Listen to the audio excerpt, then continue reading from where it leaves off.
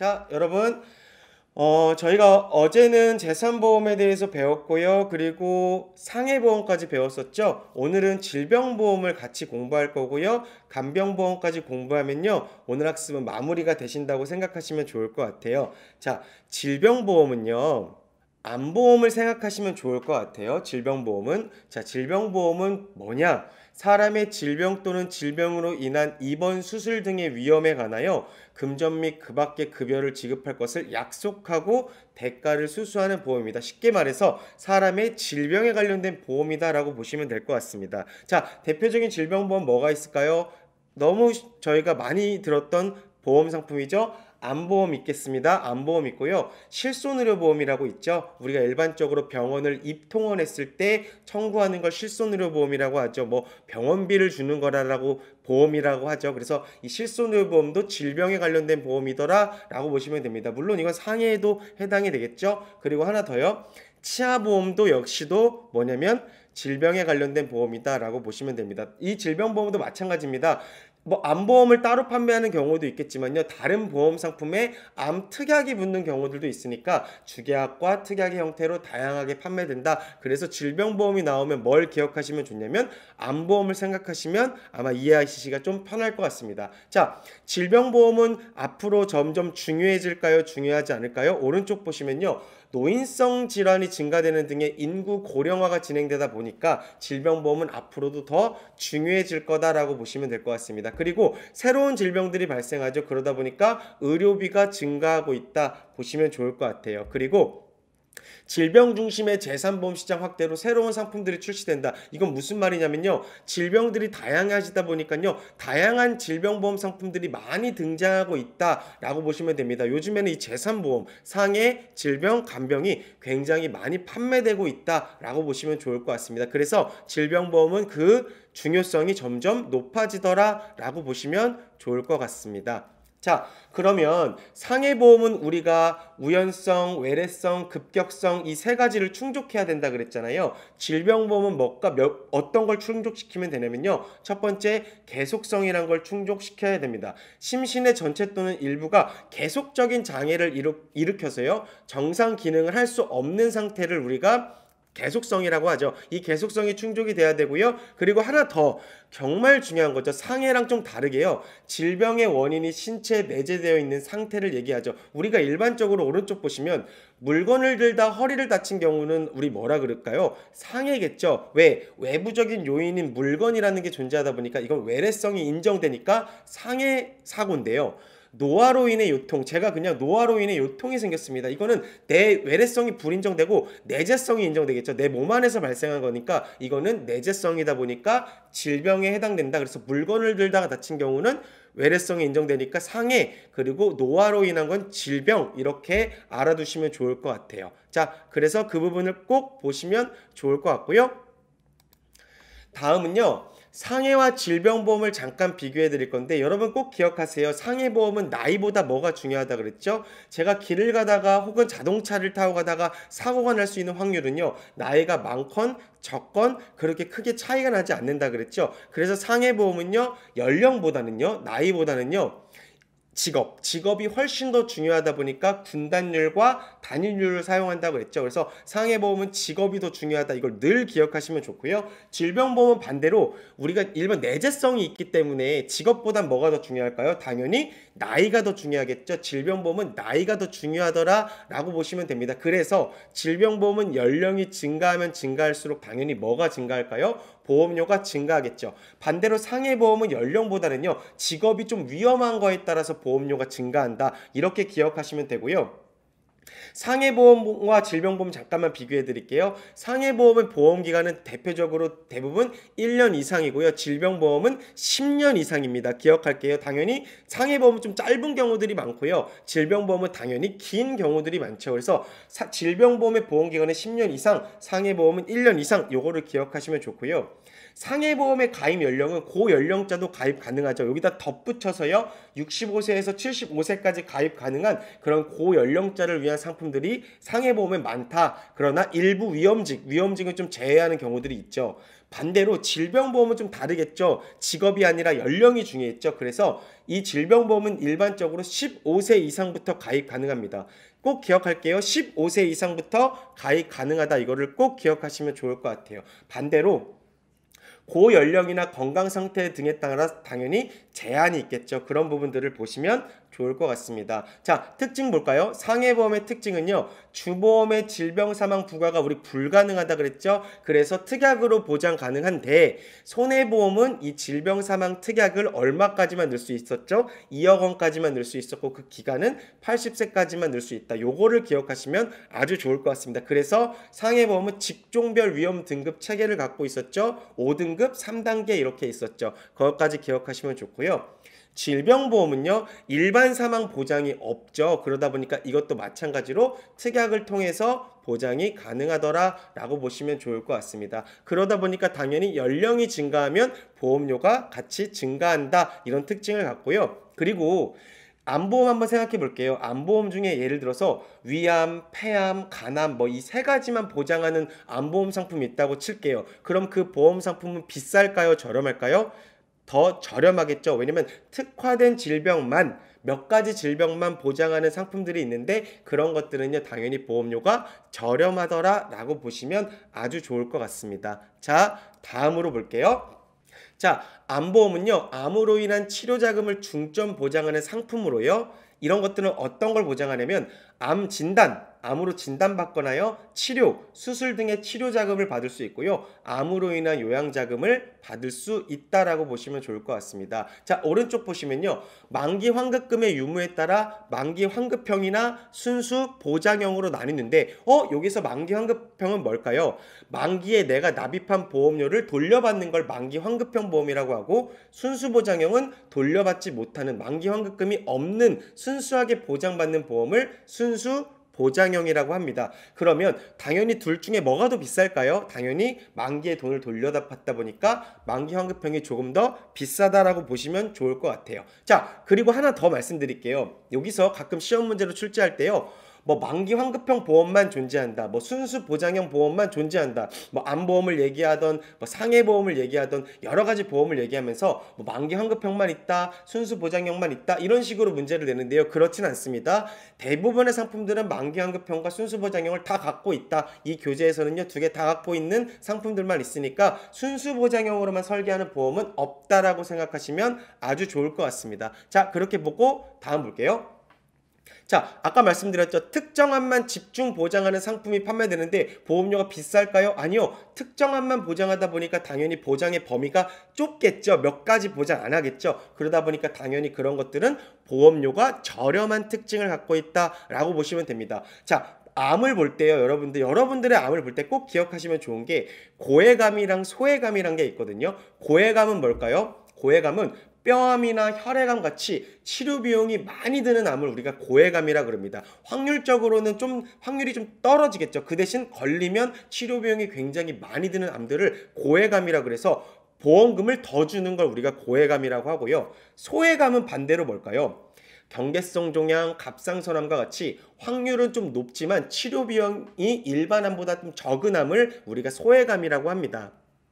그래서 오른쪽에 있는 박스를 보시면 이런 고해감과 소해감은요 어디서 변경할까요? 이거를 뭐 생명보험협회에서 변경한다 이런 식으로 문제를 내는데 그렇지 않습니다. 이 고해감과 소해감은요 사실 보험회사마다 다릅니다. 기준이. 그러다 보니까 이건 누가 변경하냐면 보험회사에서 변경하더라 라고 보시면 아주 좋을 것 같습니다.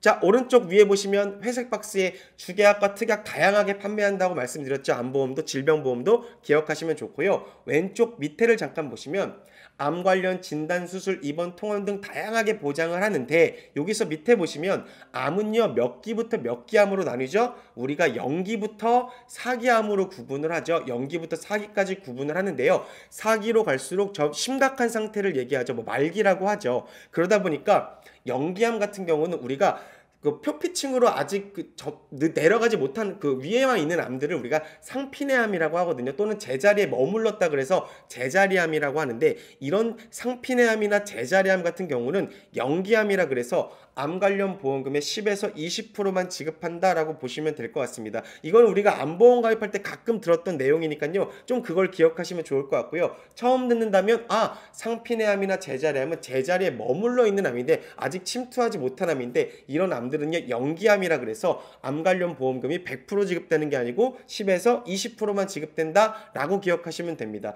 암보험 물어볼 때 가끔 등장하는 내용이니까요. 꼭 기억하시면 좋을 것 같습니다.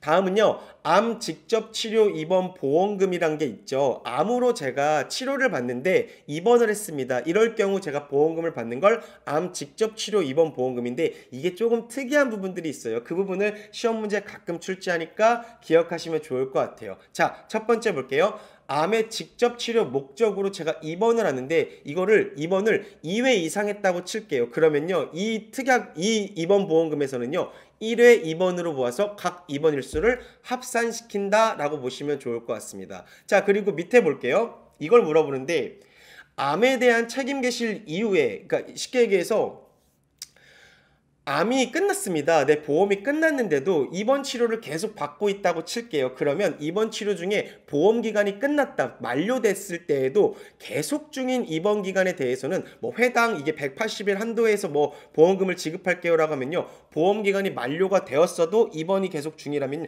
회당 최고 한도일을 기준으로 암 입원 보험금을 계속 보장한다. 그래서 입원을 한 상태에서 쉽게 얘기해서 보험 기간이 끝났음에도 불구하고 제가 계속 입원을 한다면 그 최고 한도일 기준으로는 계속적으로 보장을 하더라라고 보시면 좋을 것 같습니다. 이거를 바꿔서 얘기하겠죠. 보험기간이 만료되면 당연히 뭐 입원보험금도 지급되지 않는다, 이렇게 얘기하니까 이게 좀 특이사항이니까 보시면 좋을 것 같고요. 만일 암으로 진단받고 사망하는 경우는요, 암사망보험금이 우리가 주계약에 일반적으로 부과할 수 없기 때문에 특약을 통해서 지급된다라고 보시면 됩니다. 그래서 재산보험에서는 주계약에 사망이 없다라고 생각하시면 조금 더 좋을 것 같다 말씀을 드리고요. 오른쪽 끝에를 보시면요, 면역력 강화 치료가 있고요. 암치료 후유증 및 합병증인 암, 그러니까 쉽게 얘기해서 암의 직접적인 치료가 아니라 면역력을 강화하거나 암치료 후유증이나 합병증 같은 것들은요 보장에서 제외된다는 것까지 기억하시면 좋을 것 같다 말씀을 드리도록 하겠습니다. 자, 암보험을요 우리가 비갱신을 가입하는 경우도 있고 갱신형으로 가입하는 경우도 있죠. 뭐 갱신형이면 뭐 3년 갱신일 수도 있고 10년 갱신일 수도 있고 뭐 20년 30년 갱신일 수도 있죠. 이런 경우는 갱신 시점이 지나게 되면 당연히 보험료가 변동하더라, 요것까지 알아두시면 좋고요. 오른쪽 보시면 암보험도 질병보험이잖아요. 그러다 보니까 보험 기간이 몇 년일까요? 대부분 10년 이상 좀 깁니다. 그리고 가입 연령은 몇 세부터였죠? 우리가 일반적으로 보험에서는 15세를 성인이라고 보기 때문에 15세 이상 가입 가능하다라고 보시면 됩니다. 고연령 가입은 당연히 좀 제한이 되겠죠.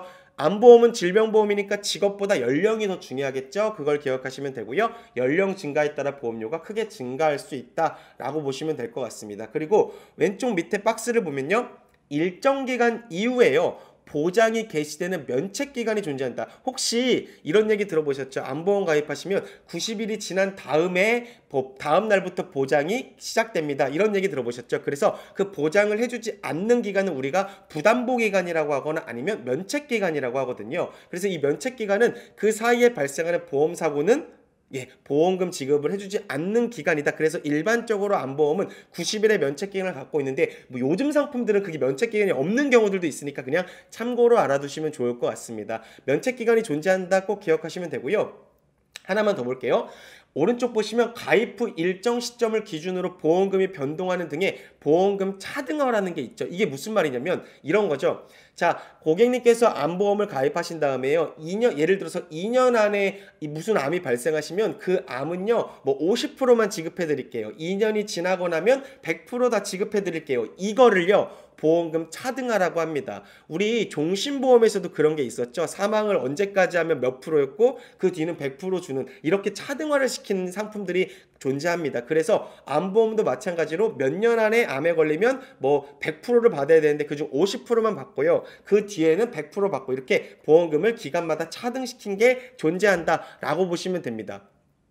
오른쪽 보시면 노란색 박스에 상법에서는요, 기억할게요. 질병보험의 보험 기간 및 가입 가능 연령에 대한 제한이 원래 없습니다. 우리가 일반적으로 보험 기간이 10년 이상이었고 가입 연령은 대부분 15세 이상이었잖아요. 이거는요, 상법에서는 이거 제한을 두지 않는다. 근데 이게 현실적으로 우리가 회사에서는 상품을 판매하다 보니까 어느 정도 기준을 둘 수밖에 없었다 정도로 생각하시면 좋습니다. 이 노란색 박스는 가끔 등장하는데 좀 어렵게 등장하는 부분이더라고요. 그래서 요거까지 알아두시면요, 아주 어려운 문제도 맞출 수 있다라고 보시면 좋을 것 같다 말씀을 드릴게요. 질병 또는 상해로 인한 입원 통원 시에요, 소비자가 실제 부담한 의료비의 일부를 보험회사에서 보상하는 상품을 우리가 실손 의료보험이라고 합니다. 그래서 실손 의료보험은 쉽게 얘기해서 그냥 병원비를 받는다 뭐 이렇게 얘기를 많이 하시죠. 근데 이 기준이 있죠. 우리가 여러분들 병원 간 다음에 영수증 한번 보신 적 있으시죠? 병원비 영수증을 보시면요, 이게 비급여, 급여 이렇게 나눠져 있습니다. 그래서 국민건강보험의 급여 항목 중에 본인 부담액, 그러니까 급여 항목은 당연히 국민건강보험에서 대체해주겠죠. 그 중에 본인 부담액이 따로 있는데 이거와 그리고 비급여 항목의 합계액을 더해서요, 이 두 가지를 더해서요, 보장해주는 걸 우리가 실손 의료보험이라고 합니다. 그래서 밑에 보시면요, 예전에는 주로 어떤 상품의 특약의 형태로 부과를 많이 했죠. 그러니까 여러분들이 갖고 계신 실손 의료보험이 요즘 가입하지 않고 좀 예전에 가입한 거라면 어떤 상품 안에 특약으로 실손 의료비를 넣었었는데 2018년 4월부터는요 이게 그렇게 못하게 됐습니다. 그래서 실손 의료비를 어떤 상품에 끼워서 특약으로 판매하는 게 아니라 단독형 상품, 무조건 실손 의료보험만 따로 판매할 수 있게 해놨습니다. 그거를 우리가 지금 단독형 상품으로 판매한다. 요게 너무 중요하니까 꼭 기억할게요. 그래서 오른쪽 보시면 현재 특약을 통해서도 가입 가능하다 이렇게 문제를 냅니다. 절대 그렇지 않고 단독형 상품, 즉 별도의 상품으로만 가입 가능하다라고 보시면 될 것 같습니다. 자, 그렇게 보시면 되고요. 조금만 더 디테일하게 볼까요? 제가 예를 들어서 다리가 부러져서 300만 원의 병원비가 나왔어요. 그러면 A라는 보험회사, B라는 보험회사, C라는 보험회사에 각각 실손의료비를 가입한 다음에 300만 원씩 청구하면 되겠네요. 쉽게 얘기해서. 근데 그렇지가 않겠죠. 그래서 여러 보험회사에 가입하고 보험금을 청구하면 더 많은 보험금을 받을 수 있다? 그렇지 않습니다. 그리고 많이 가입하면 많이 가입할수록 더 많은 치료료를 받을 수 있다? 그렇지 않습니다. 왜냐? 뒤에서 제가 말씀을 드릴게요. 실손의료보험은요, 상법상 실손 보상 원칙을 갖는데 이게 보상 책임액을 비례 보상하기 때문입니다. 여기서 보상 책임액, 보상을 받아야 되는 금액을요 비례 보상합니다. 예를 들어서 제가 A라는 보험회사랑 B라는 보험회사에 각각 실손의료비를 가입했다고 하더라도 제가 300만 원을 병원비가 나오면 300을 같이 보험금을 받을 수 있는 게 아니고 300이라는 걸 나눠서 보험금으로 지급받는 걸 우리가 비례 보상이라고 하거든요. 그러다 보니까 이게 보상 책임액을 비례 보상 받는 건데 좀 어렵게 나오면요, 노란색 조그맣게 박스 있잖아요. 납입보험료를 비례 보상해준다. 납입된 보험료가 얼마냐에 따라서 이걸 비례 보상해준다. 이렇게 문제를 냈는데 언뜻 보면 맞죠. 근데 그게 틀렸습니다. 납입보험료를 비례 보상하는 게 아니라 보상 책임액을 비례 보상한다. 너무너무 중요한 부분입니다. 꼭 기억하고 넘어갈게요. 그리고 밑에 보시면 중복계약이 있더라도 비례로 당연히 지급을 해준다고 말씀을 드렸죠. 비례로 지급하고요. 근데 밑에 보시면 건강검진 비용이나요 비급여 치과진료 같은 경우는 보장에서 제외된다. 그래서 우리가 쉽게 얘기해서 건강검진 비용을 실손의료비를 청구할 수 있느냐? 없습니다. 그리고 비급여 치과진료 같은 것도 보장에서 제외되다 보니까 아무래도 치과에 대한 부분들은 우리가 일반적으로 실손의료비를 청구할 수 없는 부분들이 많거든요. 그러다 보니까 치과보험을, 치아보험을 조금 따로 준비하는 게 그 이유다라고 보시면 될 것 같습니다. 자, 오른쪽 보시면요, 상법상 실손보상 원칙을 하잖아요. 근데 이 상법을요 가끔 의료법으로 바꿔서 출제하기도 합니다. 그래서 의료법으로 출제한다, 상법이다라는 거 기억하시면 되고요. 이 실손의료보험에서 조금 중요한 거는요, 실손의료보험은 손해보험에서 먼저 판매했을까요? 생명보험에서 먼저 판매했을까요? 예, 손해보험에서 먼저 판매하다 보니까 여러분들이 갖고 계신 실손의료비는 손해보험일 확률들이 굉장히 높죠. 그래서 손해보험회사에서 먼저 판매했고요. 그 다음에 생명보험회사에서 판매했다 꼭 기억하시면 좋습니다. 그리고 단체 실손 의료보험을 먼저 판매했습니다. 개인 실손, 여러분들 지금 저희가 갖고 있는 개인 실손 의료보험보다 먼저 판매한 게 뭐다? 단체 실손 의료보험이다 라고 기억하시면 아주 좋을 것 같습니다. 그래서 손해보험회사가 먼저, 그리고 단체 실손 의료보험이 먼저, 그리고 생명보험과 개인 실손은 그 뒤에 했다라는 걸 기억하시면 문제 하나 맞추는데 크게 도움이 될 것 같다 말씀을 드리도록 할게요. 다음 볼게요. 다음은요, 이 실손의료보험에서 어떻게 구성이 되어 있느냐인데요. 기본형이 있고 특약 1, 2, 3로 구성되어 있습니다. 아까 실손의료보험은 특약으로 판매할 수 없다라 그랬잖아요. 자, 이거는 특약으로 판매한다는 게 아니라 실손의료비 자체에 기본형이라는 계약이 있고요. 특약의 계약들이 따로따로 붙어 있다. 그러니까 이 실손의료비 자체에 특약이 있다라고 보시면 될 것 같습니다. 그래서 밑에 보시면 우리 자기부담금이라는 게 좀 있잖아요. 자기부담금. 그래서 얼마까지 보장을 해주냐면 표준형인 경우는요, 급여와 비급여 모두 80%까지 보장을 해주고요. 선택형인 경우는 급여는 90%, 비급여는 80%로 표준형과 선택형, 실손을 두 개 표준형과 선택형으로 나눠서 각각 내가 원하는 거대로 가입할 수 있는데, 이런 경우에는 표준형과 선택형의 보장의 범위가 크기가 조금 다르다라고 보시면 좋을 것 같습니다. 그래서 표준형과 선택형은 다르다라고 보시면 되고요. 그게 표준형은 모두 80%고 선택형은 급여는 90, 비급여는 80 이렇게 보시면 좋을 것 같습니다. 자, 오른쪽에 그러면 특약은 뭐가 있냐면 특약 1에는요, 1번에는 비급여 도수치료 그리고 체외 충격파 증식치료 보장이 있고요. 2번은 비급여 주사료 보장이 있고요. 특약 3번은요, 비급여 자기공명 영상 진단 MRI, MRA 보장을 해준다. 그래서 이걸 다 외울 필요 전혀 없습니다.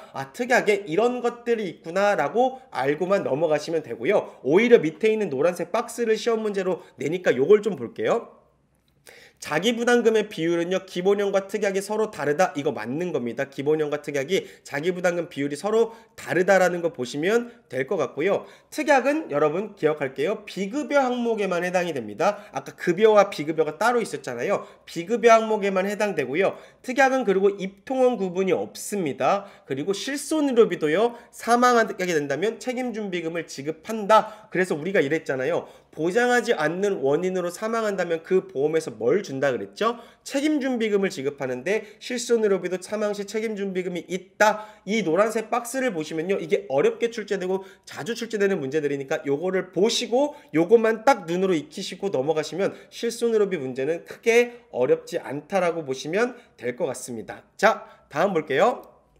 자, 실손의료비 사실 가장 중요한 부분은 이 부분인 것 같습니다. 얼마까지예요? 라고 물어보죠. 2번 통원을 보장받을 수 있다 했죠. 2번은요 최고 5천만 원 이내 보장받을 수 있고요. 통원은요 외래 처방 조제비 합산 1일당 최고 30만 원 이내에 보장받을 수 있다. 2번은 5천이고요. 통원은 30만 원 이내다. 요것만 기억하고 넘어갈게요. 자, 밑에 보시면 실제 손해액 이내로 보상하고요. 비례보상의 원칙을 따르기 때문에 뭐가 중요할까요? 맨 밑에 있겠죠. 중복가입 여부를 확인해야겠죠. 제가 예를 들어서 A라는 보험회사에 실손의료비를 가입한 경우에 굳이 B라는 경우에 또 우리가 중복보상을 하지 않고 비례보상하다 보니까 굳이 B라는 보험회사에 또 가입할 필요가 없죠. 그러다 보니까 뭘 확인해야 되냐면 이 사람이 실손의료비가 있냐 없냐를 무조건 확인해야 됩니다. 그래서 중복가입 여부를 확인하는데 이건 누구도 할 수 있냐면요, 보험설계사도 확인이 가능하더라. 요것까지 알아두시면 좋습니다. 왜냐하면 보험설계사분들이 실손을 가입한지 안 한지를 알아야 되니까요. 요거는 오픈이 됩니다. 그래서 중복가입 여부 확인을 미리 해야 된다라고 보시면 됩니다. 개인 실손보험이 없는 어떤 사람이요, 회사에 입사했습니다. 그리고 단체 실손보험에 가입한 경우, 이런 경우가 있죠. 개인 실손보험이 없는 사람이 회사에 입사했는데 단체 실손보험에 가입한 경우가 있죠. 자, 케이스를 하나만 볼게요. 퇴사를 했습니다. 이 사람이 퇴사한 다음에 개인 실손보험에 가입하려 하는데요, 질병 경력이 있거나 건강 상태가 좋지 않아서 개인 실손보험을 가입할 수 없는 상황일 수 있죠. 자, 개인 실손 없는 상태에서 회사 실손을 갖고 있다가 회사가 퇴사하게 되면 당연히 이 단체 실손보험이 없어지게 되는데, 근데 갑자기 개인 실손보험을 가입하려고 하니까 건강이 안 좋아서 안 받아주겠대요. 이거 문제가 있겠죠? 첫 번째 케이스고요. 두 번째 케이스는 개인 실손보험을 이미 가입한 사람이 회사에 입사한 경우 회사 차원의 복지로 단체 실손보험에 가입하였다면 보험료가 이중으로 지출되는 거잖아요. 제가 개인이 가입했는데 회사를 들어갔는데 또 내래요. 단체 실손보험을. 그런 경우에는 보험료가 이중으로 지출되다 보니까 문제가 있겠죠. 이런 걸 해결하기 위해서 어떤 게 등장했냐면, 자, 2008년 12월부터 현재까지 시행하고 있거든요. 단체 개인 실손보험관 연계 제도를 시행하고 있습니다. 자, 이건 왜 그러냐면 퇴직한 사람이 단체 실손보험에 해지가 돼서 개인 실손보험이 없잖아요. 일단 그런 보장 공백을 해소하기 위해 등장했고요. 중복 가입자에 대한 보험료 이중 부담을 해소하기 위해서 이 연계 제도가 시행됐다라고 보시면 될 것 같습니다. 그래서 이거는요, 기준이 있는데요. 단체 실손보험에 5년 이상 가입한 가입자가 퇴사할 경우에요, 1년 1개월 이내 개인 실손보험으로 전환 가입이 가능합니다. 무슨 말이냐면 개인 실손보험이 없는 상태에서 회사를 들어갔는데 단체 실손보험을 회사에서 가입해줬죠. 근데 제가 이 회사를 5년 이상 다니고 퇴사를 하게 됐어요. 그런 경우는요, 1개월 이내에 이 실손보험을 개인 실손으로 전환시킬 수 있습니다. 그게 너무 중요하죠? 꼭 보시면 되고요. 그리고 밑에 보시면 이건 참고로 알아두세요. 5년간 단체 실손보험에서 보험금을 200만 원 이하로 수령하고요. 10대 질병 치료 이력이 없는 경우, 아무래도 개인 실손 전환은요, 이 병력이 굉장히 중요하다 보니까 너무 큰 병력을 갖고 있다 보면요, 이게 전환이 좀 문제가 될 수 있다. 그래서 그 기준들을 삼고 있다라고 보시면 좋을 것 같습니다. 여기서 중요한 거는 뭐냐면 5년 이상 회사를 다녀야 되고요. 그리고 1개월 이내에 전환시켜야 된다라고 보시면 좋을 것 같습니다. 자, 그 부분을 보시면 될 것 같고요.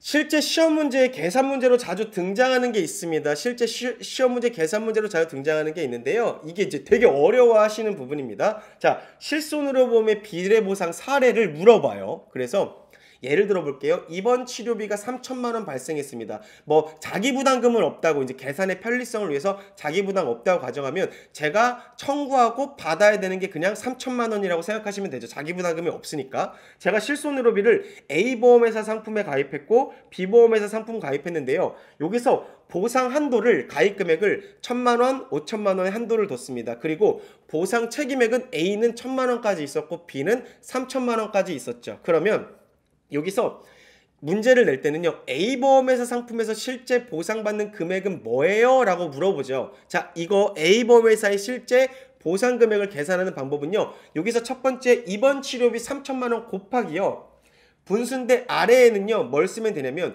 각각의 보상 책임액을 더한 1,000만 원과 A랑 B의 3천만 원을 더하는 거죠. 그래서 4천만 원 분의 그 보상 책임액인 A에 있던 1,000만 원을 하면 4분의 1이 되겠죠. 4천만 원 분의 1,000만 원이니까 4분의 1이 되니까 3천만 원의 4분의 1인 얼마요? 750만 원을 보상받고요. 아래에서는요 4분의 3 나머지를 보장받기 때문에 B에서 2,250만 원을 보상받게 됩니다. 비례 보상은 3천만 원 3천만 원 받는 게 아니고 3천만 원을 쪼개서 받는 거죠. 그래서 이게 어렵게 나오면 계산 문제로 출제하니까요 이렇게 보시면 됩니다. 근데 이 계산 문제가 여지껏 금액도 안 틀리고 출제하는 경우들이 있습니다. 그래서 꼭 이거를 같이 보시면 너무 좋을 것 같다 말씀을 드리도록 하겠습니다. 자, 다음을 보도록 하겠습니다. 다음을 보고요. 이제는 간병보험을 좀 말씀드릴 건데요. 간병보험은요, 간병이 필요할 정도로 피보험자가 아플 경우를 보장하는 보험으로서요, 우리가 쉽게 해서 치매보험을 생각하시면 좀 편할 것 같습니다. 그래서 이 세 가지 요건이 있는데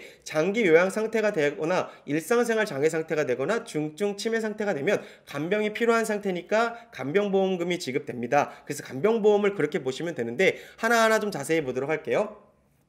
장기 요양 상태는요, 만 65세 이상 노인 또는 노인성 질병을 가진 만 65세 미만자 중에요. 그래서 보험에서는요 65세 이상을 노인 인구라고 보거든요. 그래서 65세 이상 노인 또는 노인성 질병을 가진 65세 미만자 중에 장기 요양 1등급이나 2등급의 판정을 받은 사람을 대상으로 해서 이걸 장기 요양 상태다라고 정의합니다.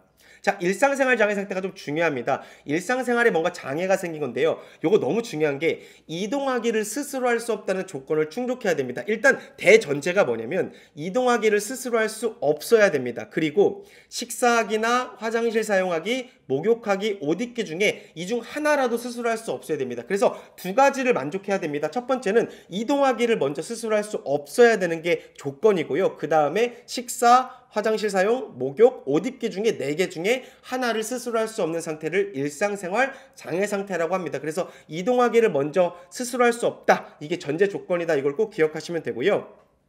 밑에 장기 요양 상태라 되어 있는데 좀 오타가 났네요. 죄송합니다. 이건 중증 치매 상태겠죠? 중증 치매 상태는 뭐냐? 재해 또는 질병으로 중증 치매 상태가 된 걸 의미하고요. CDR 척도 3 이상에 해당된 경우 1부터 5까지가 있거든요. 3 이상이 되면요. 중증이라 그래서 이걸 중증 치매 상태라고 합니다. 이걸 치매 검사 척도라고 하는데 이거를 CDR 척도라고 한다. 그냥 알아만 두시면 좋을 것 같습니다. 자, 다음 볼게요.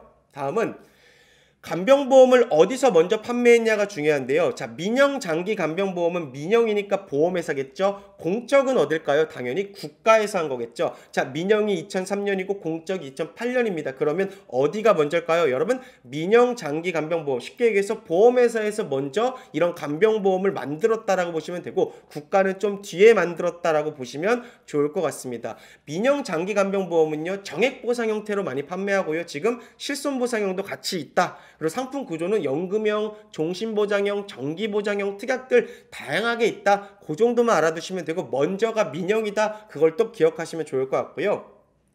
오른쪽 보시면 공적 장기 간병보험은 뭐냐? 국가에서 해주는 거겠죠? 노인장기요양보험 제도라고 하고요. 만 65세 노인 및 노인성 질병을 가진 만 65세 미만자를 대상으로 하고요. 심신의 기능 상태에 따라 장기요양 인정점수를 산정, 등급을 판정하여 보험금을 지급하는 제도다. 국가에서 한다. 그리고 민영보다 늦다라는 걸 기억하시면 좋을 것 같습니다.